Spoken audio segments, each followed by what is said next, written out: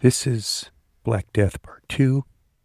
If you haven't listened to Part 1, go back and do that first. It lays the foundation for everything we're about to cover. And it'll make the chronology of Part 2 far easier to follow. In Part 1, we traced the origins of the bubonic plague, its genesis in the East, its long crawl to European shores, and the grim mechanics of its pathophysiology and transmission, how it moved, how it infected, how it killed. We set the stage for how this disease would reshape European society forever. In this episode, we'll follow the plague's invasion of Europe in a roughly chronological and geographical progression, tracking it as it sprints northward across the continent. At times, I'll break from the pattern to dig into issues that were universal across Europe during this period. This is one of the most disastrous stretches in European history, saturated with anecdotes, events, theories, political intrigue, and personal tragedy. Far too much to cover in full in a single podcast. So consider this a bird's eye view of the epoch. If you want to go deeper, there are excellent books on the subject waiting for you. All right, let's get started.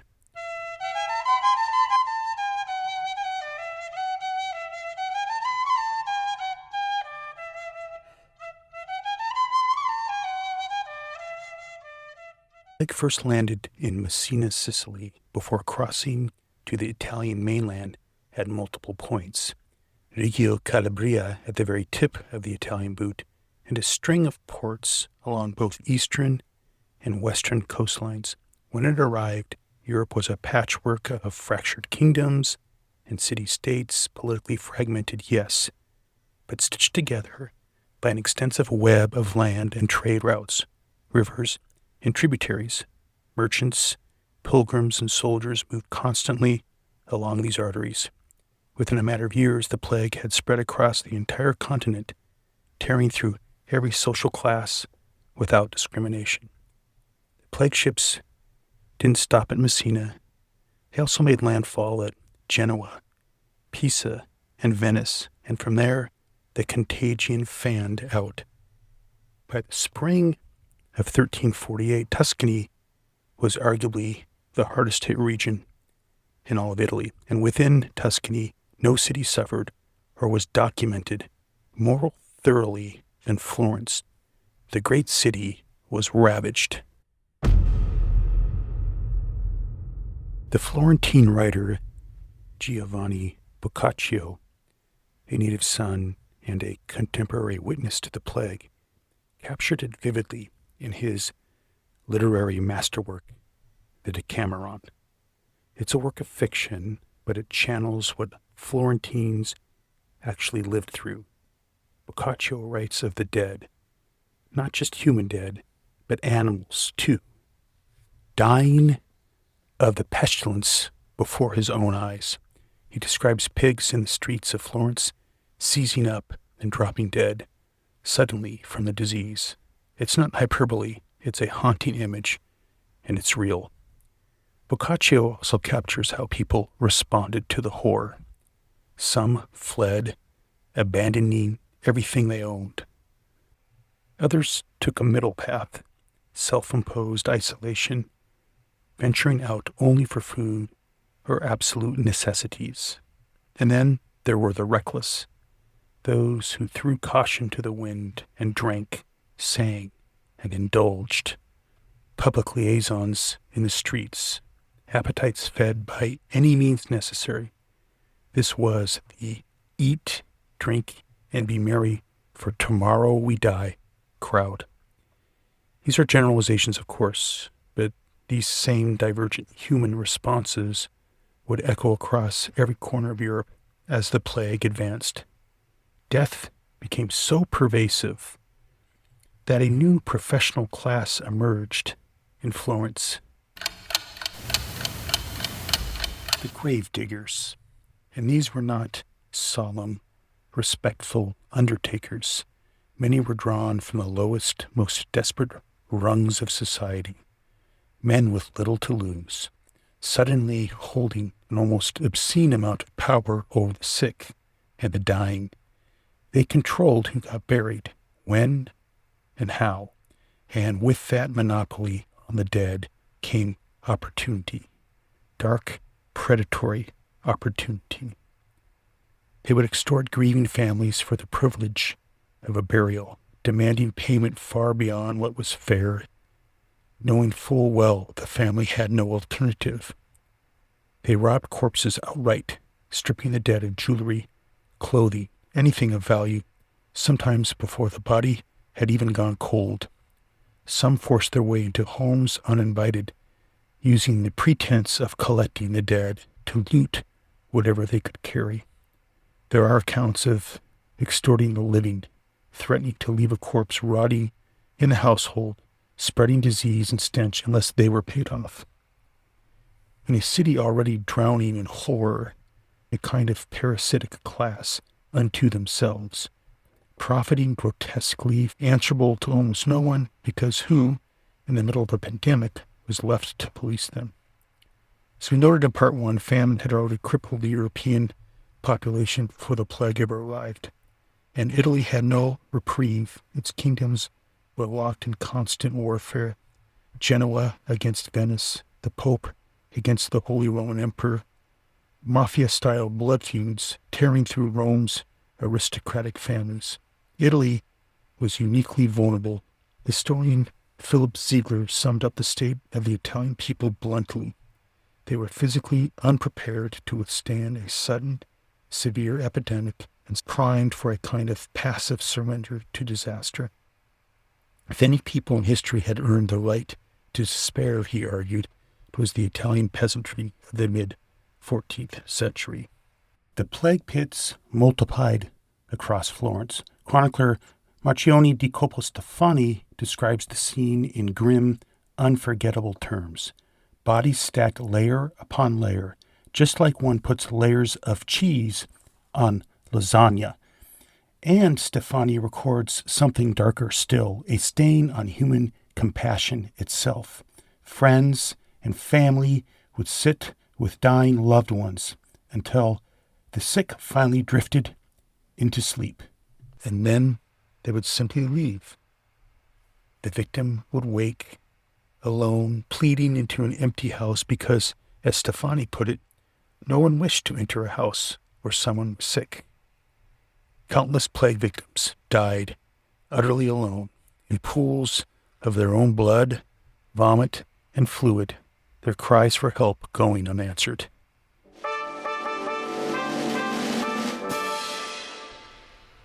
Genoa, Florence's neighbor to the northwest, is a strange case. Its merchants were the very ones who ferried Yersinia pestis into Messina and by extension into Europe. And yet, ironically, no significant plague chronicler emerged from the city itself. What does survive is the record of a brief visit from one of the most infamous women in the Christian world, Queen Joanna of Naples and Sicily. Beautiful, headstrong, and just 3 years earlier accused of murdering her own husband with the help of her lover. Even in the shadow of a civilization-altering pandemic, it seemed the medieval world had every bit the appetite for a true crime scandal that we do today. Venice was proud, some would say downright narcissistic, even by the standards of its Italian rivals. Tucked at the head of the Adriatic Sea, the plague likely reached its canals not long after the first infected ship limped into port. But Venice, for a time, resisted the worst of the devastation, thanks to leadership that was unusually proactive and organized. The city instituted early primitive public health measures. Crude, ultimately ineffective, but a striking departure from the fatalism gripping the rest of Europe.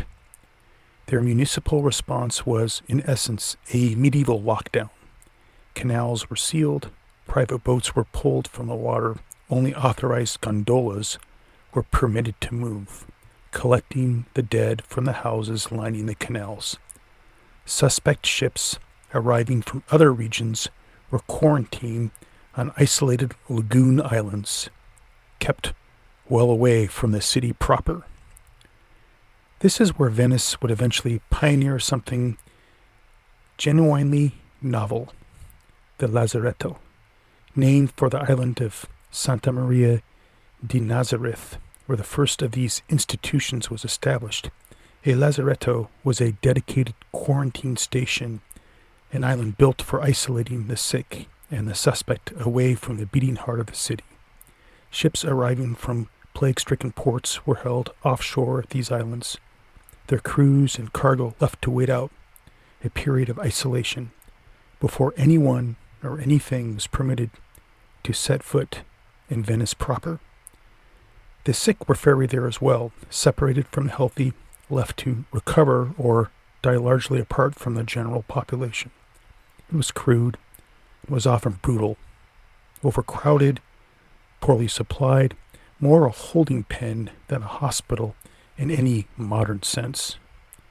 But it represented something the rest of Europe simply hadn't attempted, a systematic, state-run response to contagion, rooted not in prayer or humoral theory, but in the simple, observed logic that distance and isolation slowed the disease's spread. The Lazaretto would go on to become a model copied by port cities throughout the Mediterranean in the decades and centuries that followed. A strange, grim gift from Venice's plague years to the future of public health. But there was no consistency to any of it, no standard for how long a quarantine should last. Isolation periods stretched from a few days to several weeks, shifting with public pressure and the economic anxieties of merchants and trade houses. Venice's leaders had strategy. What they didn't have, couldn't have, was medical knowledge. And so, despite it all, mortality still reached an estimated 60% in some accounts. Organized or not, it was still the Middle Ages. That medieval blindness to the true nature of the disease is perfectly illustrated by one of Italy's leading physicians, Gentile da Fligno, who could not meaningfully explain the plague at all. Earlier in his career, Gentile had studied human gestation, puzzling over why it was so much more variable in humans than in animals like horses or elephants. His conclusion, humans, he theorized, simply became too excited during sex, and this threw off the timing. It's a small, almost absurd detail, but it tells you everything about the limits of medieval science when faced with a plague no one could explain. As Italy burned, Yersinia pestis made its simultaneous entrance into France through the port of Marseille, a medieval melting pot, and the traditional launching point for the Crusaders bound for the Holy Land. Marseille would be pummeled. Its harbor pulled in trade goods from across the Mediterranean, making it an easy, inevitable target for the disease. Marseille was, quite literally, a city on a hill, for the upper class, anyway. Down at the bottom, in what was known as the lower town, the streets ran with mud, garbage, and human waste. Fishmongers, merchants, craftsmen, and prostitutes packed the cobblestones and alleyways of a city bursting with life, and that vibrancy, that density became its doom. Yersinia thrived exactly where cities like Marseille thrived, crowded, dirty, alive. But before we push north into the heart of France, one thing deserves recognition. The people of medieval Marseille and their remarkable tolerance toward their Jewish community.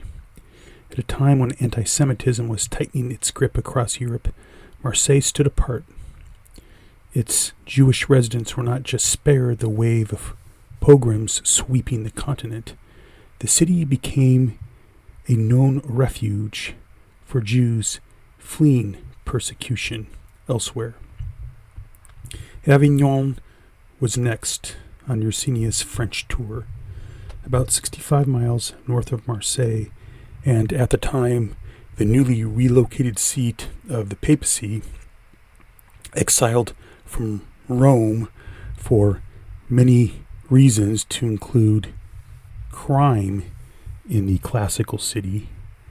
Avignon was where the who's who of the religious world lived, and the clergy there had largely shed any pretense of humility, embracing instead the opulence of French nobility. The chronicler Petrarch put it with real bite. The simple fishermen of Galilee, he wrote, now dressed themselves in purple and gold. Avignon was bludgeoned. We're seeing a pattern now, aren't we? Density, wealth, trade. Every urban center becomes a tinderbox. From midwinter through spring of 1348, over 60,000 citizens died. Gravediggers worked without rest. Consecrated ground filled to capacity, so that Pope Clement was forced to consecrate the Rhone River itself. The graveyards were so full, turning the waterway into a mass grave. The dead drifted downstream, settling and rotting wherever the current chose to leave them. The sheer logistics of disposing so many bodies produced scenes almost too grim to imagine. At night, pigs would wander into the city's graveyards and feed on corpses left in shallow graves. Those who could flee did, including the Pope himself, Clement VI. Avignon became a ghost town. Clement's survival was, in hindsight, a stroke of unintentional genius. At his estate outside the city, he cloistered himself in a chamber flanked by 2 fires kept burning constantly. He had no idea why it worked, but the flames kept the flea-ridden rats away, and it likely saved his life. One man who stayed behind by choice was Guy de Chauliac, the papal physician, who remained in Avignon to treat the sick, studying and documenting the disease as it unfolded around him. He would eventually contract the plague himself, hovering near death for weeks, and yet fate intervened. He survived. The University of Paris was, at the time, the intellectual epicenter of European academia, home to a robust and celebrated medical faculty, but that prestige offered little comfort to Parisians in the summer of 1348. Paris itself was hit hard. Contemporary estimates suggest the city may have lost tens of thousands of its residents. Some accounts claim as many as 800 dying a day at the outbreak's peak, a staggering toll for a medieval city of its size. The Hôtel Dieu, Paris's great hospital on the Ile de la Cité, became overwhelmed almost immediately, with the sick and dying packed several to a bed. The dead often left alongside the living simply because there was nowhere else to put them. Chroniclers describe cart after cart rumbling through the streets, hauling bodies to hastily dug mass graves outside the city's walls. For a city that saw itself as the shining capital of Christian learning and culture, the scenes playing out in its own streets were a brutal, humbling contradiction. Amid the chaos, one group stood out for a very different reason. The young novitiates, nuns, many barely out of girlhood, who had taken up service at the Hôtel Dieu, who nursed the dying with a steadiness that bordered on the miraculous. Day after day, they bathed and fed and comforted the sick, fully aware of the fate that likely awaited them for doing so, and many did not survive the service they gave. The chronicler Jean de Venette, who witnessed it firsthand, left behind one of the most quietly devastating tributes of the entire pandemic. She states that the saintly sisters of Hotel Dieu worked sweetly and with great humility, setting aside consideration of earthly dignity. A great number were called to a new life, and now rest, it is piously believed, with Christ. Medieval medicine was obsessed with bodily fluids, bleeding patients to rebalance the humors or examining and even smelling stool and urine in search of a diagnosis. The reigning theory centered on the four humors: blood, phlegm, yellow bile, and black bile, and the belief that disease sprang from an imbalance among them. This humoral framework had passed to Europe through Arab scholars who had inherited it from classical Greco-Roman texts. The resulting medieval medical model was known as New Galenism, named for the Roman physician Galen, whose influence had dominated medical thought since the late 2nd and early 3rd centuries. There's a bitter irony buried in his legacy. Galen himself reportedly fled his own community when it was struck by a plague-like illness. New Galenism took Galen's original ideas and expanded them through an Arab medical lens, forming a set of guiding principles for medieval practice. Alongside the humors, physicians stressed the miasma theory, the idea that foul odors and corrupted air shaped by wind, humidity, heat, and cold could trigger disease. Open pores and sweat, they believed, invited that corrupted air in, which is why some contemporaries actually advised against bathing, sex, and vigorous exercise. Diet mattered too, at least in theory, though by modern standards the guidance is almost nonsensical. Avoid certain fish and meats based on digestibility, roast meat instead of boiling it, wine and cabbage, some claimed, could ward off the pestilence, while the value of fruits and vegetables was hotly disputed. Remedies, potions, and poultices multiplied by the dozen, every single one from every so-called plague doctor proved useless. Aspects of human behavior were also implicated as contributors to susceptibility to the plague: anxiety, depression, gossip, and anger. Gentile da Felino notes that these emotions overheated the members. An Arab scholar, Ibn Khatima, hypothesized that stupidity reduced the risk of contracting the plague, while being smart increased the risk. Parisian scholars turned to the stars, concluding that a particular planetary alignment had triggered a deadly corruption in the air. And here's where one of history's most enduring images was born: the plague doctor. The long-beaked mask, the goggles, the heavy robes.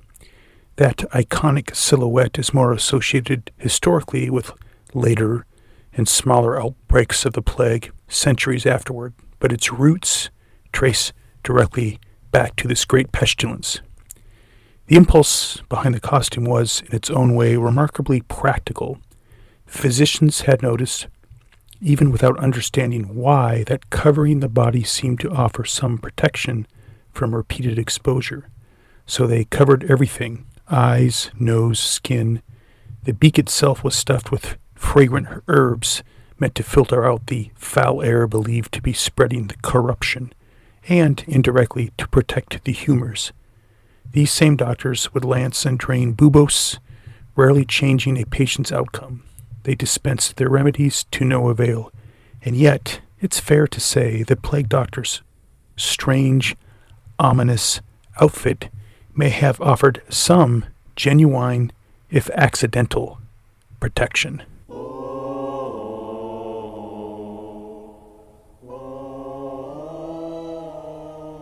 Woven through every theory, every remedy, every desperate practice of this era was one unshakable thread: divine judgment. Christianity was inseparable from the fabric of medieval European life.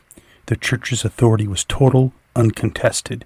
Prayer, mass, ritual, iconography, these were tools society reached for as the world seemed to end around them. But the most extreme, the most visceral form of appeasement to divine wrath didn't come from the Church at all. It came from outside it. The flagellants. Bands of peasant men marched through towns and villages across the continent in public processions of brutal collective penance, whipping themselves bloody in the streets. The Church never sanctioned this. It didn't need to. The flagellants were a raw, unfiltered expression of a continent in absolute desperation. People taking divine retribution into their own hands, quite literally, whip in hand. In our next and final episode, we complete Yersinia tour of European devastation, starting in northern France, crossing the English Channel into Britain, and circling back through Germany and Central Europe. We'll dive deep into the phenomenon of the flagellants, confront the brutal persecution of Europe's Jewish communities, and finally step back with a modern lens to assess how the Black Death permanently reshaped Europe's demographic and geopolitical landscape.